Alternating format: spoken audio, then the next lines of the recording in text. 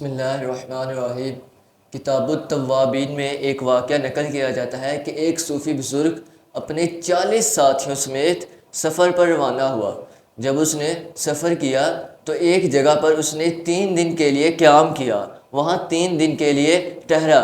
3 دن گزرنے کے بعد جب اس نے دیکھا کہ ہمارے پاس کوئی کھانے کے لیے کوئی چیز نہیں ہے، تو اس نے اپنے ایک ساتھی کو کہا کہ اللہ عز و جل نے کھانے کو تلاش کرنا مباح رکھا ہے، اس لیے کوئی شخص کسی علاقے میں جائے، کسی پاس جگہ میں جائے اور وہاں جا کر کچھ کھانے کے لیے لائے، کوئی کھانے کی چیز تلاش کر کے لائے۔ تو ایک شخص باہر بغداد کے علاقے میں پہنچا، وہاں جا کر وہ دیکھتا ہے کہ ایک نصرانی شخص طبیب کا مطب ہے، یعنی وہ طبیب کا کام کرتا ہے، اور وہ لوگوں کی نبض پکڑ کر دیکھ رہا ہے کہ اس شخص کو کیا بیماری ہے اور اس کا علاج کیا ہے۔ وہ شخص کہتا ہے کہ جب مجھے میری ضرورت پوری کرنے کے لیے کوئی شخص نہ ملا، کوئی چیز نہ ملی، تو میں بھی چپ کر کے اس حکیم کی دکان پر جا کر بیٹھ گیا۔ اب اس حکیم کے پاس جب میں پہنچا اور اس نے پوچھا کہ تجھے کیا بیماری ہے، تجھے کیا تکلیف ہے، تو وہ شخص کہتا ہے کہ میں اپنی حالت کا شکوہ اس نصرانی سے کرنا مناسب نہ سمجھتا تھا، اس لیے میں نے اپنا ہاتھ آگے بڑھایا۔ اس نصرانی نے، اس طبیب نے میری نبض پکڑی اور اس نے کہا کہ میں تیری بیماری سمجھ گیا ہوں اور اس کا علاج بھی جانتا ہوں، اس کے علاج کی دوا بھی جانتا ہوں۔ تو یہ کہہ کر وہ نصرانی طبیب وہ اپنے لڑکے کو کہتا ہے کہ ایک شخص کے لیے کھانا لے کر آؤ۔ وہ شخص یہ سن کر کہتا ہے کہ اے طبیب، اسی مرض کے، اسی بیماری کے 40 لوگ اور بھی شکار ہیں، یعنی 40 لوگ اسی مرض میں اور بھی ہیں۔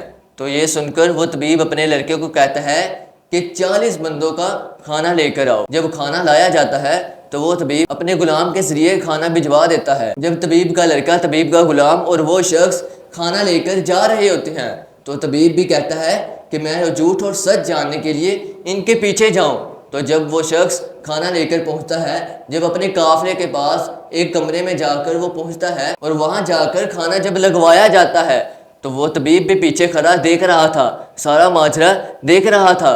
جب کھانے پر سارے لوگ بیٹھ گئے ہیں تو وہ شیخ جو قافلے کا امیر تھا، جو قافلے میں ان لوگوں کا ایک بڑا تھا، اس نے کہا کہ یہ کھانا کہاں سے لائے ہو؟ تو اس نے بتایا سارا واقعہ، اس نے بتایا کہ میں ایک طبیب کے پاس گیا تھا، ایسے ایسے اس نے کھانا بھجوایا ہے۔ تو شیخ نے کہا کیا تم اس بات پر راضی ہو کہ بغیر بدلہ دیے تم ایک نصرانی کا کھانا کھا رہے ہو؟ تو شرکائے قافلہ نے کہا کہ اس کا بدلہ کیا ہو سکتا ہے، اس کا بدلہ ہم کیسے ادا کریں؟ تو شیخ نے کہا کہ اس کا بدلہ یوں ادا کرو کہ کھانے سے پہلے سب لوگ دعا کرو کہ اللہ تبارک و تعالیٰ اس نصرانی کو آگ سے نجات فرمائے۔ تو ان سب لوگوں نے مل کر یہ ساری دعا کی، اس کے بعد انہوں نے کھانا کھایا۔ اب نصرانی طبیب کے جس نے کھانا بھجوایا تھا وہ جھوٹ اور سچ جاننے کے لیے وہ پیچھے کھڑا سارا ماجرا دیکھ رہا تھا۔